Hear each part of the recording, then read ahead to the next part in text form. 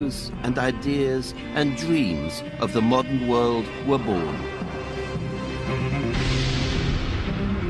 200 years ago, monarchy was falling to the power of people's revolutions. Industry and commerce were becoming the driving forces of existence, and advances in science were changing the way life itself was understood. Artists all over the world were inspired by these times of dramatic change.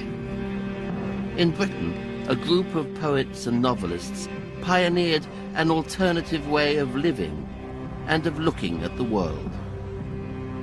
Among them were John Keats, Lord Byron, and Percy Bysshe Shelley. The enduring power of their writing haunts us to this day and inspires us still with visions of eternity.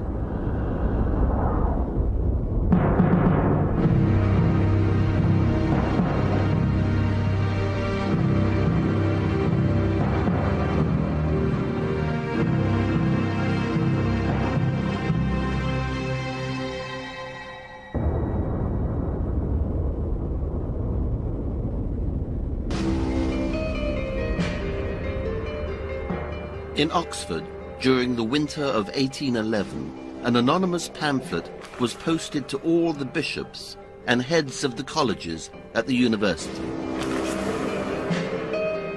The pamphlet was entitled "The Necessity of Atheism." It proclaimed that without proof of the existence of God, it was nonsense to believe in him.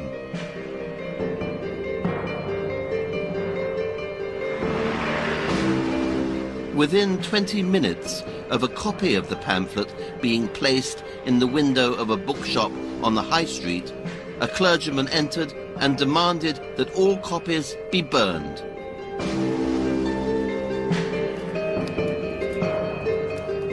The writer was committing blasphemy, a crime punishable with imprisonment.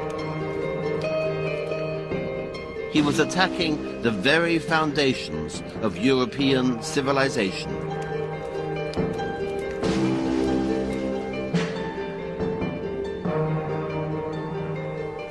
This is the story of a search for meaning in a world without God.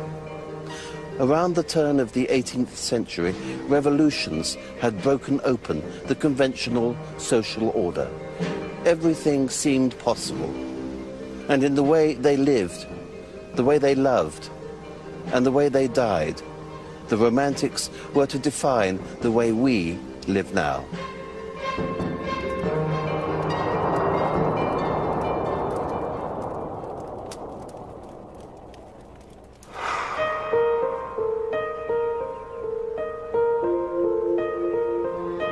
In the autumn of 1797, the writer Samuel Taylor Coleridge was exploring the wild coastline of North Devon. He came upon this enchanted vale around the tiny Culbourne church.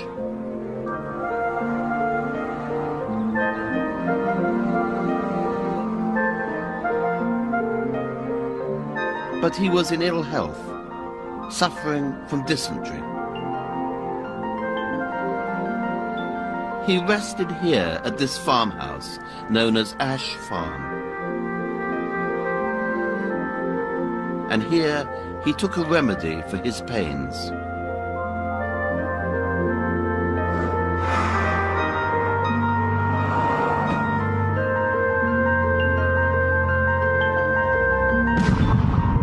This drug was to be the source of some of the most remarkable lines of poetry in the English language. The drug was opium.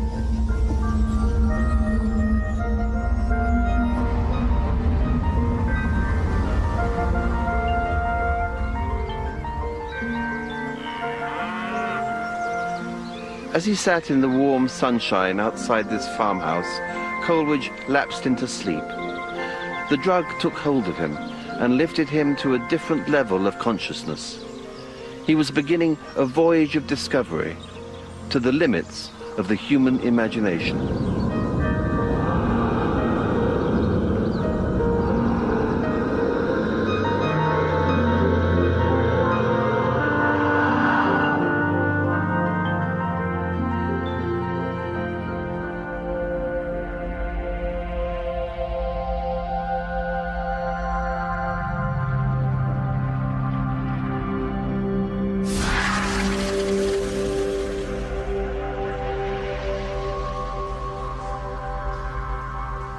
In Xanadu did Kubla Khan a stately pleasure dome decree, where Alf, the sacred river, ran through caverns measureless to man, down to a sunless sea. So twice 5 miles of fertile ground, with walls and towers were girdled round, and there were gardens bright with sinuous rills, where blossomed many an incense-bearing tree. And here were forests ancient as the hills, enfolding sunny spots of greenery.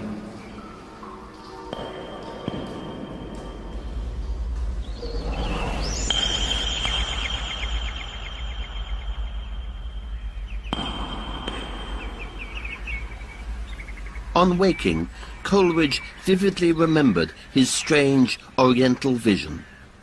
He instinctively put pen to paper to recount it in a poem. Caverns measureless to man, down to a sunless sea. So twice 5 miles of fertile ground, with walls and towers were girdled round. And there were gardens bright with sinuous rills, where blossomed. So twice 5 miles of fertile ground. But after writing down a few lines, he was interrupted by a visitor from the local village of Porlock. Later, when he sat down to write, he had lost the vision. I still retained some vague recollection of the general purport of the vision. Yet with the exception of some 8 or 10 scattered lines and images, all the rest had passed away. Like the images on the surface of a stream into which a stone has been cast. The importance of this poem lies not only in the enchanted words themselves.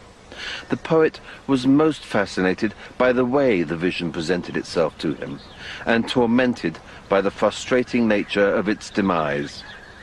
The mind was a mystery, which Coleridge wished to solve.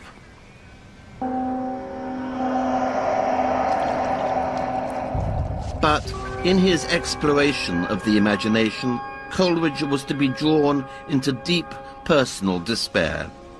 Opium had unlocked the door to the inner world, but slowly addiction took hold of him. He was taking larger and larger quantities of laudanum, a solution of opium mixed with alcohol.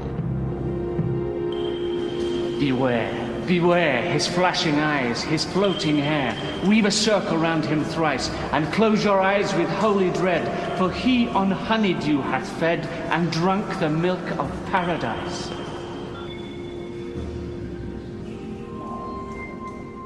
By 1807, Coleridge was paranoid, desperate, and without employment. Wrecked on the shore of an increasingly unstable life. Yet his experiences with opium would transform our understanding of the imagination.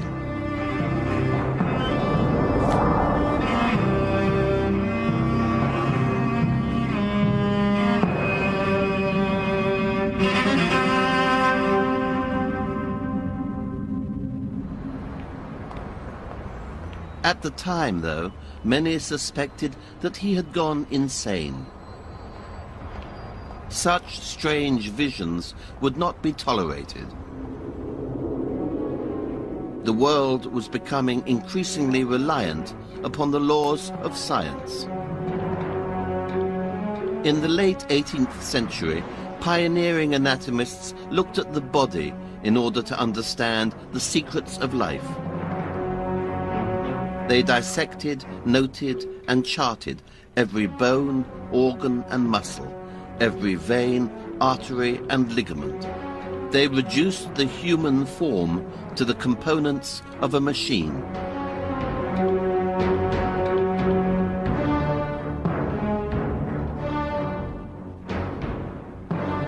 For the Romantics, anatomy was an empty and purposeless pursuit. They believed that the body was pervaded by a spirit that defied categorization. It was an infinite and eternal power that manifested itself in the form of imagination. It could not be charted or understood in scientific terms.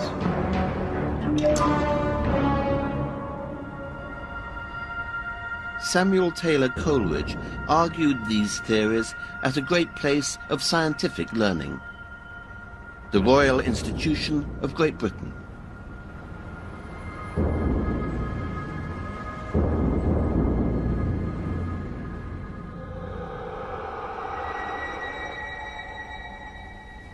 The imagination I hold to be the living power and prime agent of all human perception,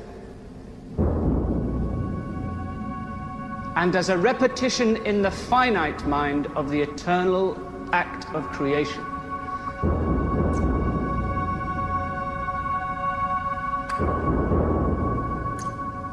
A poet, described in ideal perfection, brings the whole soul of man into activity.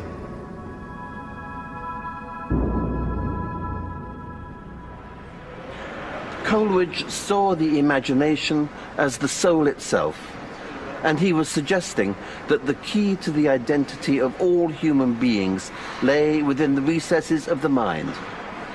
He was an early exponent of the unconscious, before that word even existed.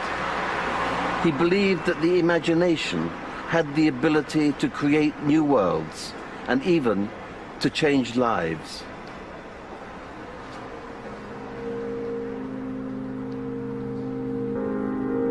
New theories of the imagination and of anatomy saw the world in very different ways, but they both implied that God and religion were not at the center of existence. Each person had a body and a mind and was in control of them. In October 1815, a young Londoner attended his first anatomy demonstration as a student at Guy's Hospital.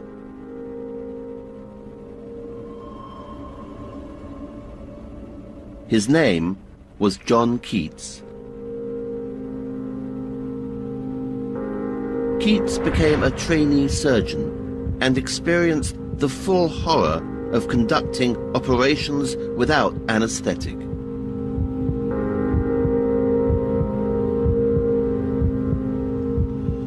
On one occasion, as his knife cut through the flesh of a patient who was pinned down, screaming on the table, Keats's sympathetic imagination overwhelmed him. The patient's pain became his own pain. This experience would change the course of Keats's life.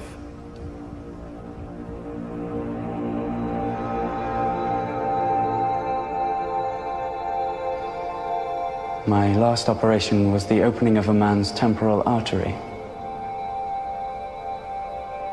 I did it with the utmost nicety. But reflecting on what passed through my mind at the time, my dexterity seemed a miracle. And I never took up the lancet again.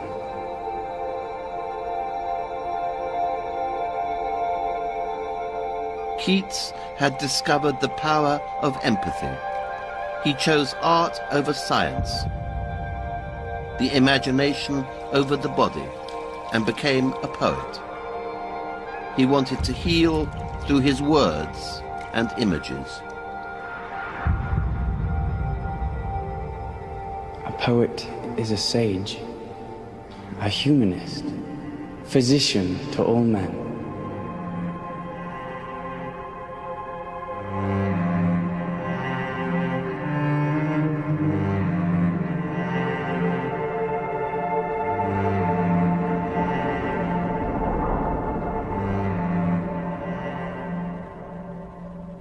Keats and a new generation of romantics would study the human soul as intensely as the anatomists had studied the human body. Their quest was to answer the greatest questions of all, to understand the true nature of life, to explain their purpose on the earth.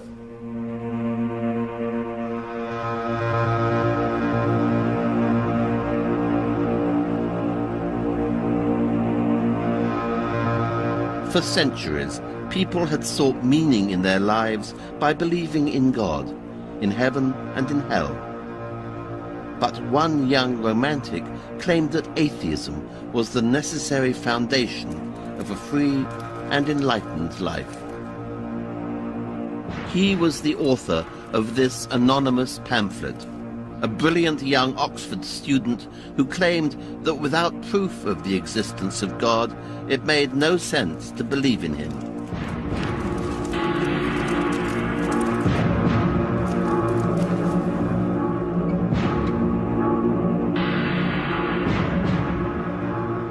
The author's name was Percy Bysshe Shelley.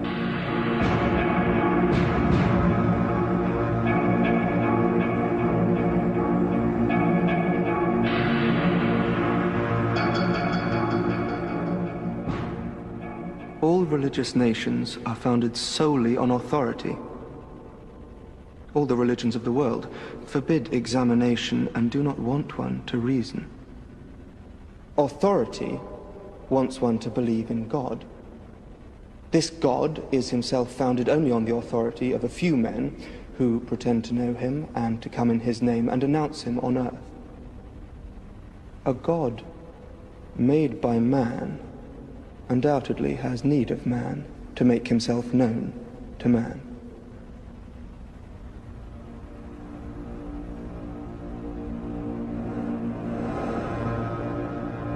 On the 25th of March, Shelley heard a knock on his door. Within moments, he was hauled up in front of a university committee and expelled from Oxford. Free of God and the moral constraints of religion, Shelley was able to recreate himself. In pursuit of self-knowledge and self-fulfillment, he became a pioneer in new ways of living, not least in the way he loved women.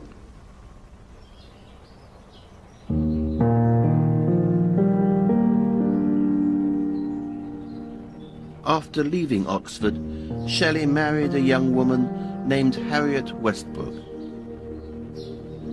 They had a child together.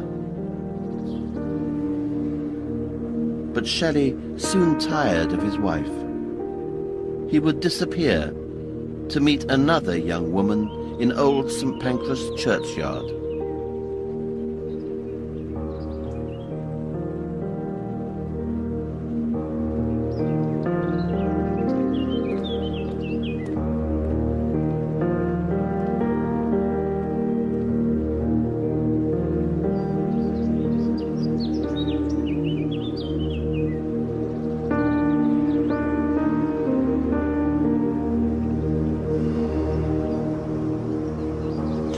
This new love was called Mary. Shelley used to meet her here, beside the grave of her mother. It was even suggested that Shelley took Mary's virginity on the gravestone itself. He wrote a poem about the experience of their union. To spend years thus, and be rewarded as thou, sweet love, requited me when none were near. Oh, I did wake from torture for a moment's sake. Thy lips did meet mine tremblingly.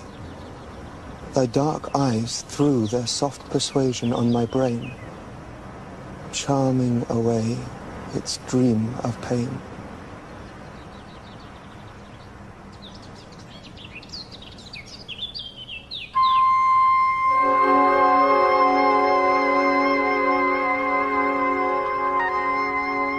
Shelley also wrote a surprising but honest letter to Harriet, his wife.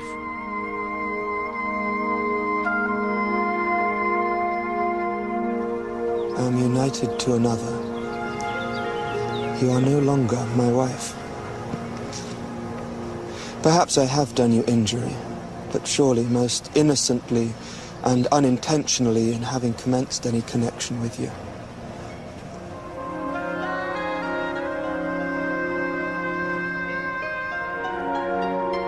Shelley's own intensity of feeling was the most important thing to him.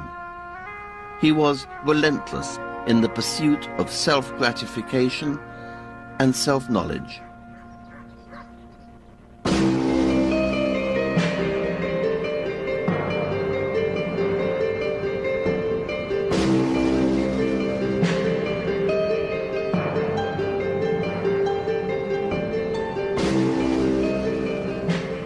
At 4 o'clock in the morning of the 28th of July, 1814, Shelley stood impatiently on the corner of Skinner Street in London, beside a horse and carriage. In time, 2 young women appeared, carrying small bundles.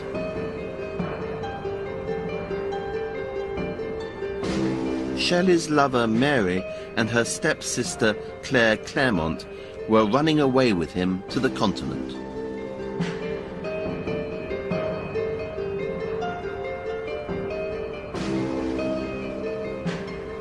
Love withers under constraint. Its very essence is liberty. It is compatible neither with obedience, jealousy, nor fear. Love is free. To promise forever to love the same woman is not less absurd than to promise to believe the same creed. Such a vow, in both cases, excludes us from all inquiry.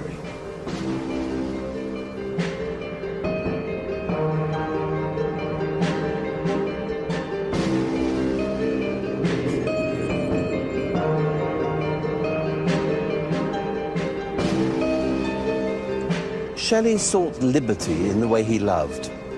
To elope with one woman would have caused scandal enough. But he was violating social conventions in order to pursue his most intense feelings. In doing so, he pioneered the notion of free love. The liberty with which we conduct our modern love affairs owes much to Shelley's actions. The Romantic movement was reaching its final significant flourish.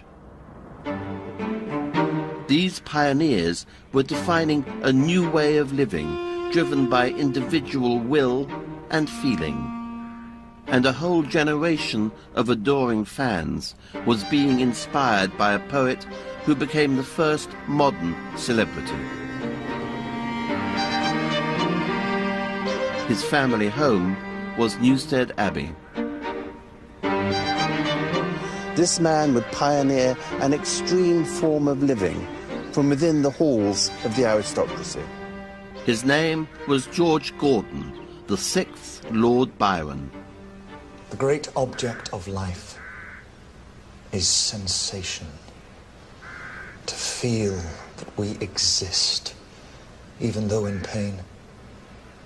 It is this craving void which drives us to gaming, to battle, to travel.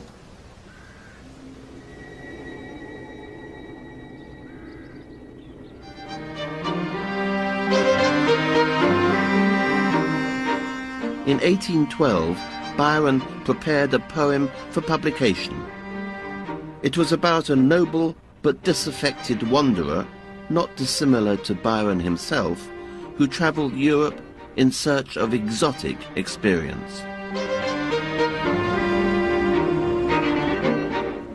His house, his home, his heritage, his lands, the laughing dames in whom he did delight, whose large blue eyes, fair locks, and and snowy hands might shake the saintship of an anchorite, and long had fed his youthful appetite, his goblets brimmed with every costly wine, and all that mote to luxury invite without a sigh, he left to cross the brine and traverse Panem shores and pass Earth's central line.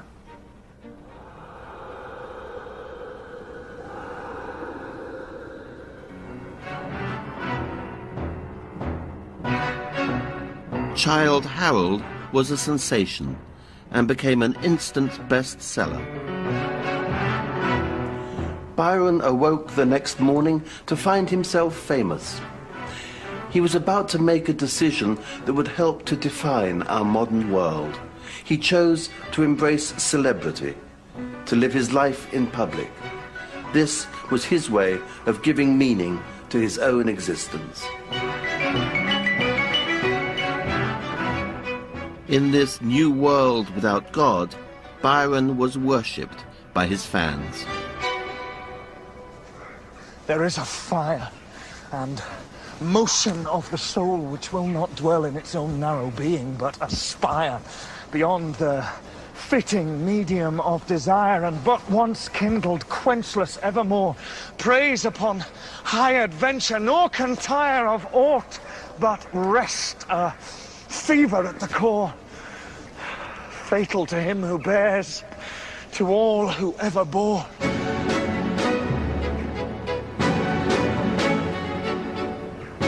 Byron's readers were fascinated by the mystery at the heart of the hero.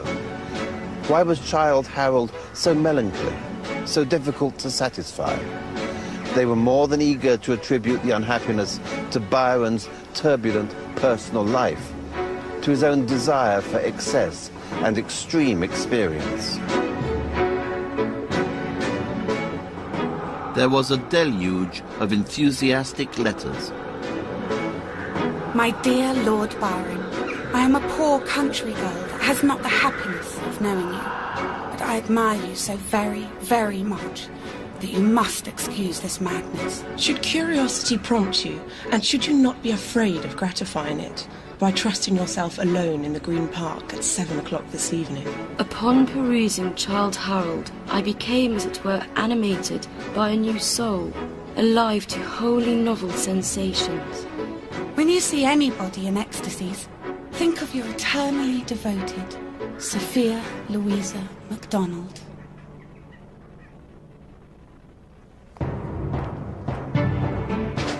Lord Byron's fans all wanted to be romantics, dissatisfied, yearning for new experience and heightened sensation.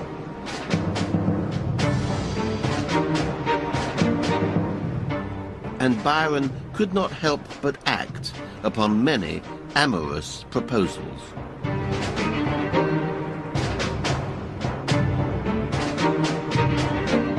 Scandalous scenes were played out here at his house in Piccadilly.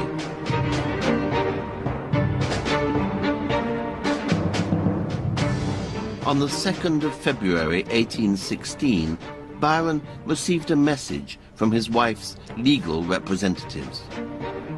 She was asking for an official separation. Byron would use the scandal to enhance his theatrical public image. The fashionable world was divided into two parties, mine consisting of a very small minority. The reasonable world was naturally on the stronger side, which happened to be the ladies, as was most proper and polite. The press was active and scurrilous.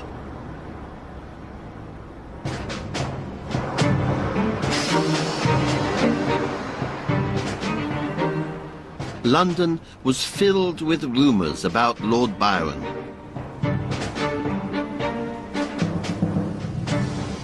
Whether they were true or not no longer mattered.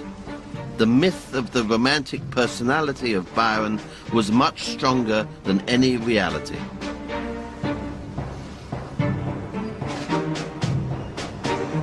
It was alleged that he was having sexual relations with his half-sister, Augusta. The charge of incest would have destroyed him. But the greatest danger of scandal was that he would be publicly accused of homosexuality.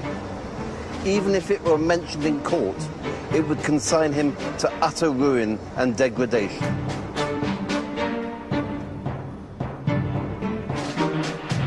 I was accused of every monstrous vice by public rumour and private rancour.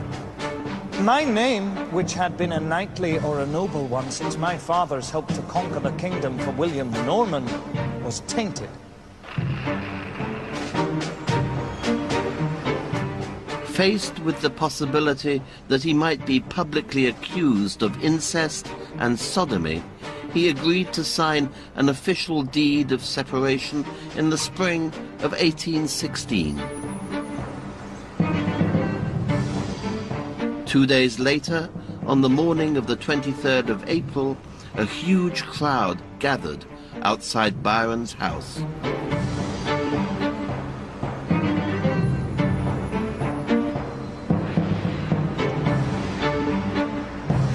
The crowd was hungry for a glimpse of the celebrated man and to witness another turn in the sensational story that was unfolding. Byron was afraid that he might even be lynched when he left the house. He fought his way through the crowds to his carriage and fled from England, never to return. Byron wandered Europe, pursued by scandal and dispossessed.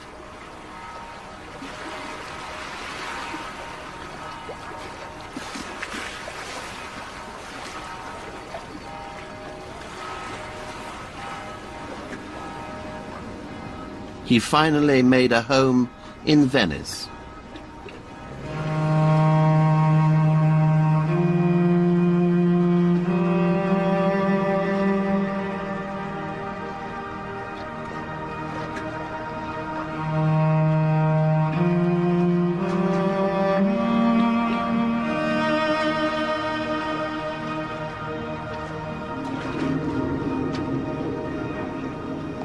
I felt that if what was whispered and muttered and murmured was true, I was unfit for England.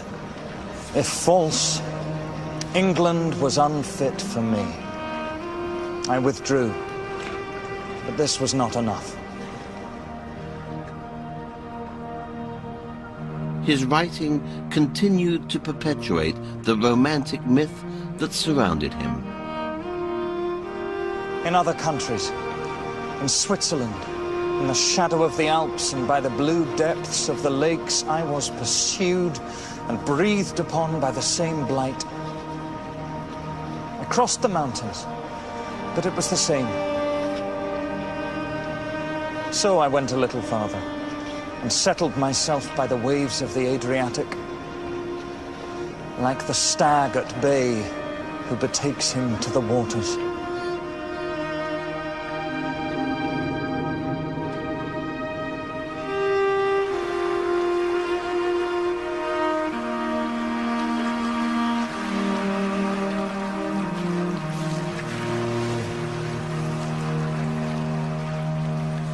For the public at large, Lord Byron had redefined the figure of the poet as a man of danger and of intrigue. He was a living poem, a man of insatiable passion and of infinite experience.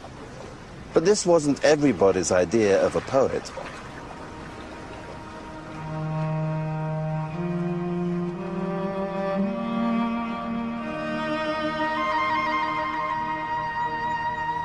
A poet is the most unpoetical of anything in existence, because he has no identity. He is continually informing and filling in some other body. As to the poetical character itself, it is not itself. It has no self. It is everything and nothing. It has no character.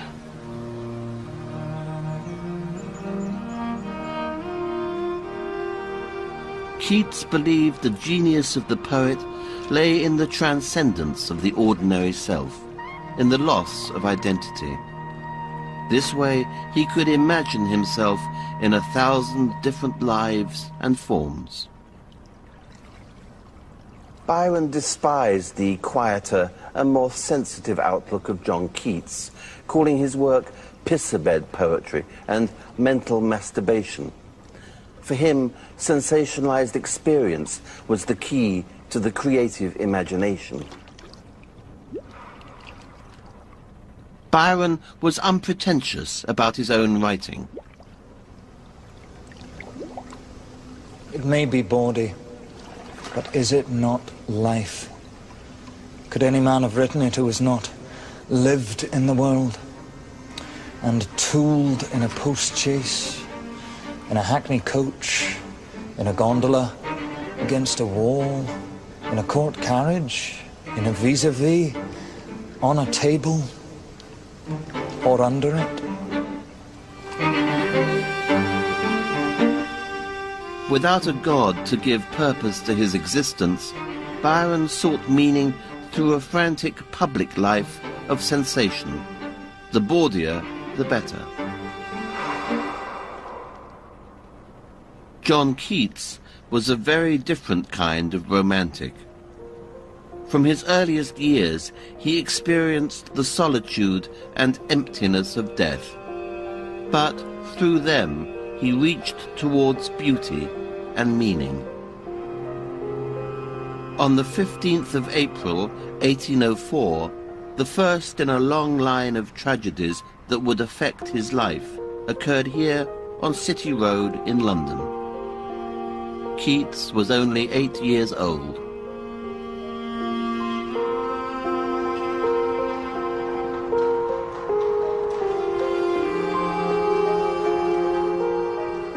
At 1 in the morning, a watchman spotted a riderless horse astray on the road.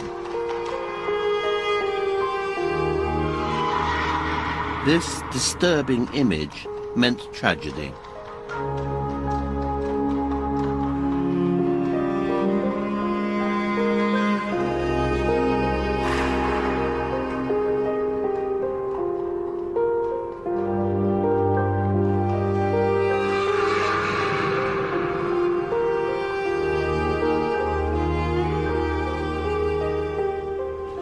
The watchman ran up the street, and by the doorway of the nearby chapel, he discovered the body of a man, prostrate on the pavement.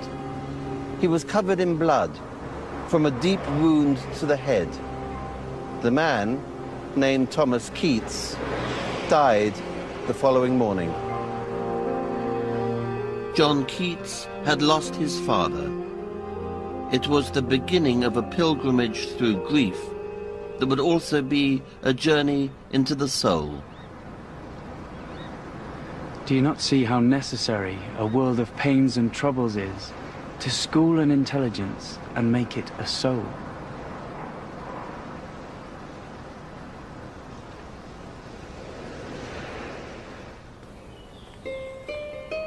By the time Keats was 23, he had witnessed the deaths of his mother and his brother, and he suffered from fits of depression. But there were moments here at his house in Hampstead when his experiences of death made him more intensely in love with life than ever.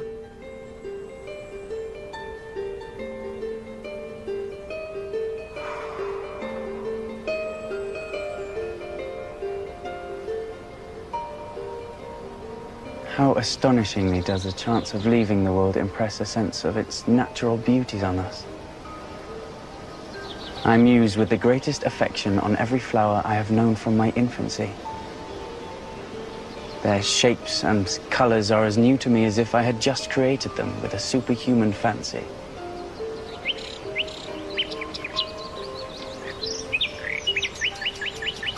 Thou wast not born for death, immortal bird.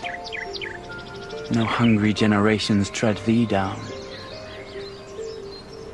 The voice I hear this passing night was heard in ancient days by emperor and clown.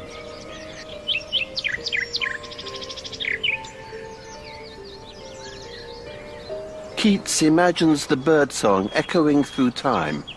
In hearing the bird, he experiences infinity for a fleeting moment. His own mortal life felt short, and the sensations of living were all the more intense.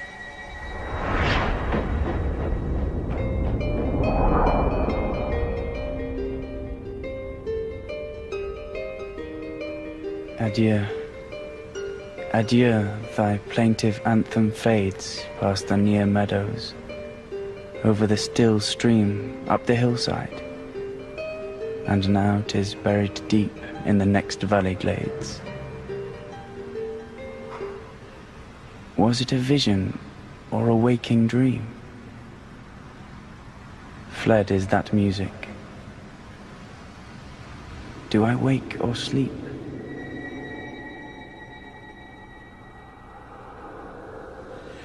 Images of dream and reality, of life and death, haunt this poem as they haunted Keats's being. And on Thursday, the 3rd of February, 1820, he was visited by an image that would pursue him until his own death.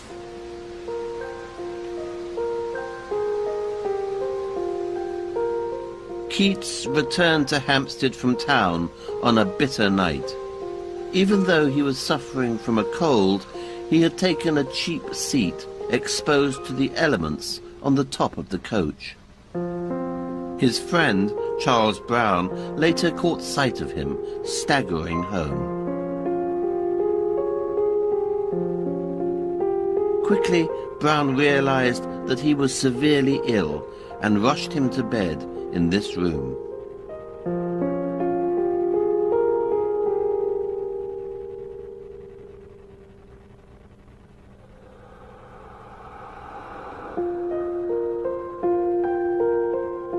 As Keats lay down on his pillow, he coughed.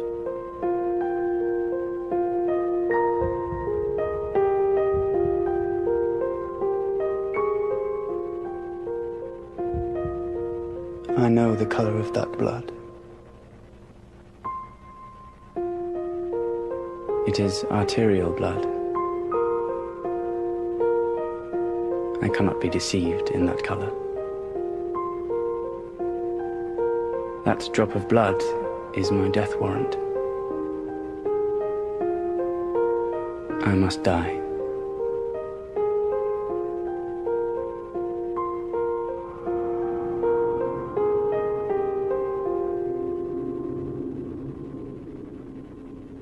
Keats was dying of tuberculosis. For centuries, those in his extreme plight would have prepared to meet their God. But times had changed. This new generation of romantic poets was pioneering a life many people choose to live now, guided by individual will and desire, without belief or allegiance to any god. But this meant that the prospect of death could become terrifying.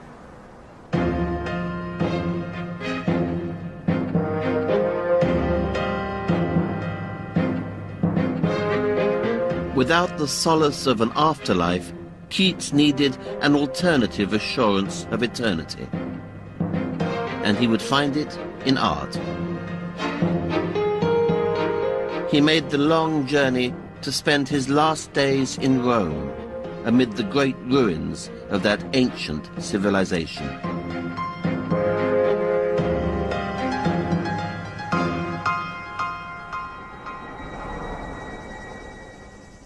What little town by river or sea shore, or mountain built with peaceful citadel, is emptied of this folk, this pious morn?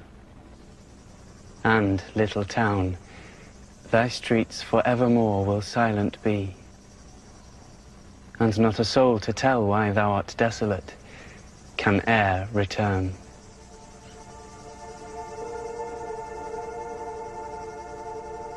Ancient ruins further intensified Keats's sense of mortality. He would be alive for only a fraction of the time that these great works had existed. But with this came a sense of liberation. O Attic shape, fair attitude, with breed of marble men, with maidens overwrought, with forest branches and the trodden weed.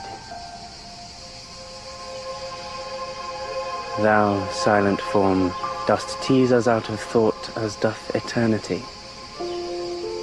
cold pastoral. When old age shall this generation waste, thou shalt remain, in midst of other woe than ours, a friend to man, to whom thou sayest, beauty is truth, truth beauty. That is all ye know on earth, and all ye need to know.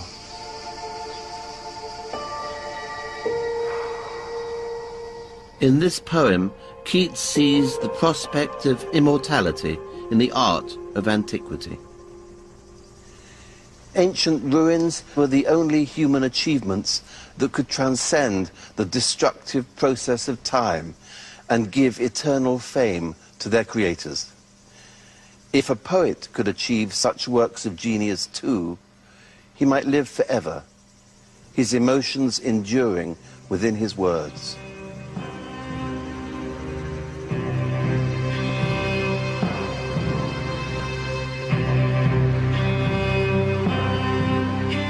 Keats spent his last days bedridden in an apartment overlooking the Spanish Steps.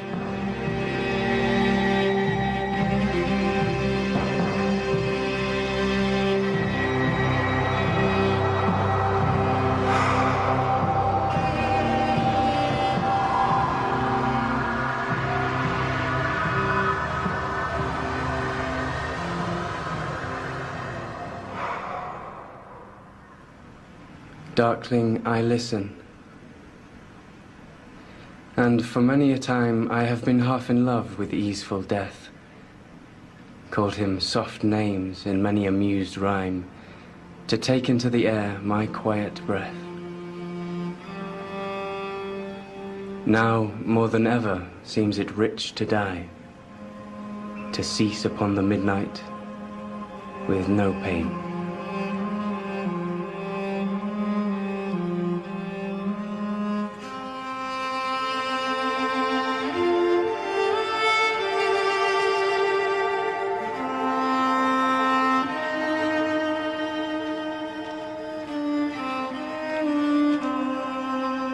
Keats feared that in death he would be forgotten.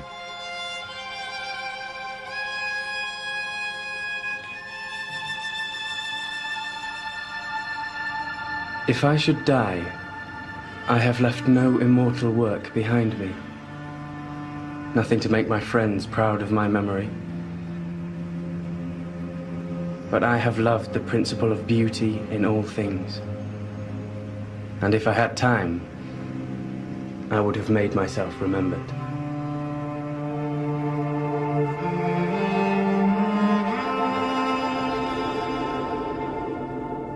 On the 23rd of February 1821, he died in this room. He was in his 26th year.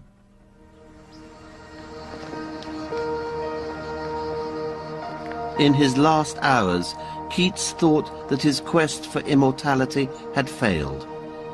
He was buried in Rome 3 days after his death. For his epitaph, he chose an inscription that reflected his final sentiments. Yet Keats's memory did not dissolve as he had predicted. As the news of his death spread among the Romantics, his poetry began to be read more intensely. His words became monuments to his life and his emotions.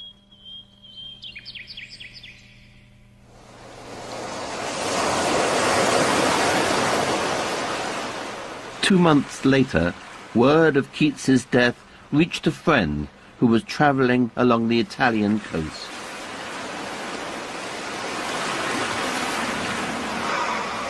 He wrote a poem comparing Keats to Adonis, a character from Greek mythology, whose scattered blood became beautiful roses. I weep for Adonais. He is dead. Oh, weep for Adonais, though our tears thaw not the frost which binds so dear a head. And thou, sad hour, selected from all years to mourn our loss, rouse thy obscure compeers and teach them thine own sorrow. Say, with me died Adonais. Till the future dares forget the past, his fate and fame shall be an echo and a light unto eternity. For Shelley, Keats was a new Adonis. His suffering had inspired sublime poetry. In these verses, Shelley suggests that Keats was too sensitive, too rare to survive the troubles of the world. Death and poetic genius became inseparable. But death gave the poet a new kind of divinity in a new kind of heaven. Shelley was creating the first secular icon. He was pioneering a new kind of worship that continues to this day. I am born darkly, fearfully afar. Whilst burning through the inmost veil of heaven, the soul of Adonais, like a star, beacons from the abode where the eternal are. For Shelley, poetry became a substitute for religion. I burn with impatience for the moment of Christianity's dissolution. There is a great and spiritual force to put in its place. Poetry is something divine. It is the center and circumference of all knowledge.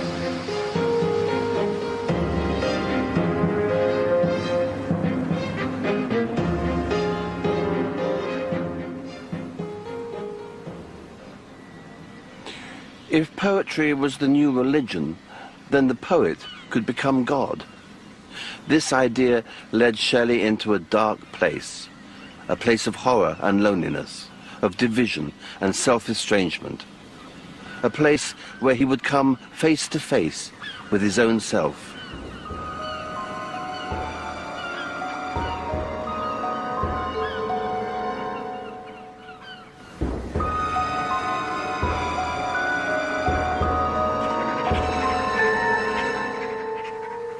On the 27th of April, 1822, Shelley and Mary, together with some friends, had travelled to an isolated villa in the fishing village of San Terenzo, in the Bay of Lerici.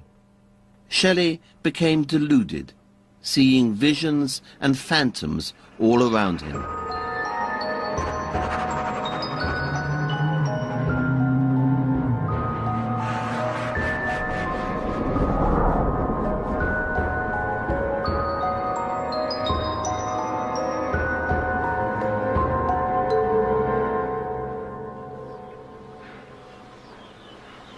I was walking upon the terrace when I quite distinctly saw the image of myself, the same in every particular, walking towards me.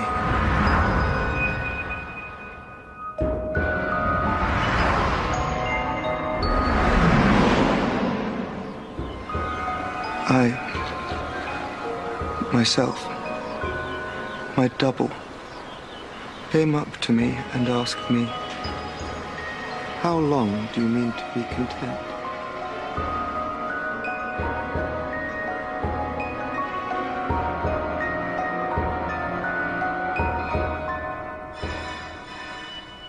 Shelley was questioning the worth of his own earthly existence.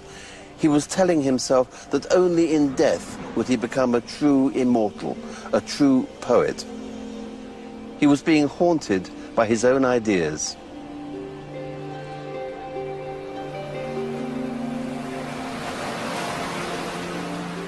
On the 8th of July, Shelley went out sailing with a friend in the Gulf of Spezia.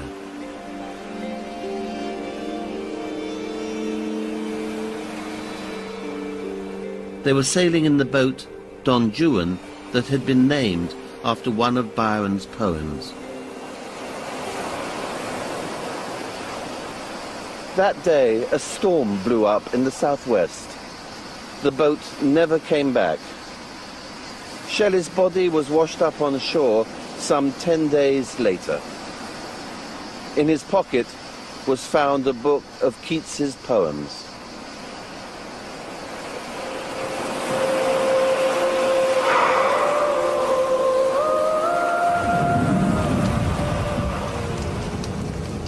The corpse was burned on the beach by Lord Byron and a group of friends. A fire was lit underneath the great furnace when frankincense and salt were scattered upon the flames. It was a scandalous and atheistic act, but one that befitted the Romantics. Byron and the other mourners maintained that the heart was not consumed. When one of them snatched it out of the flames, it remained intact. It was preserved and wrapped in a manuscript of Adonais, his great elegy to poetic genius.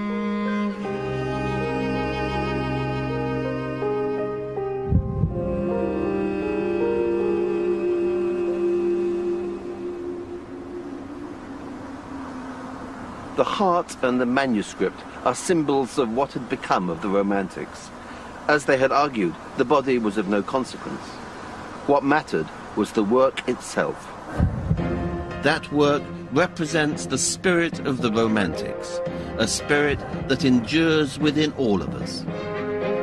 In the rebellion of each new generation, in their desire for fresh experience, in the celebration of originality and of genius, even in the modern veneration of the rock star and the actor, we can find traces of that romantic legacy.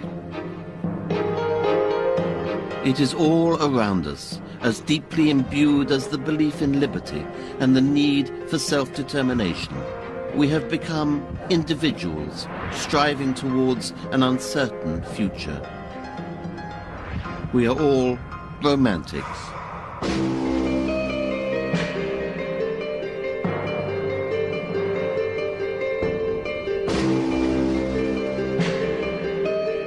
Find out more about some of the poets and poems featured in this series with a free booklet from the Open University. To order, call 0870 900 0311.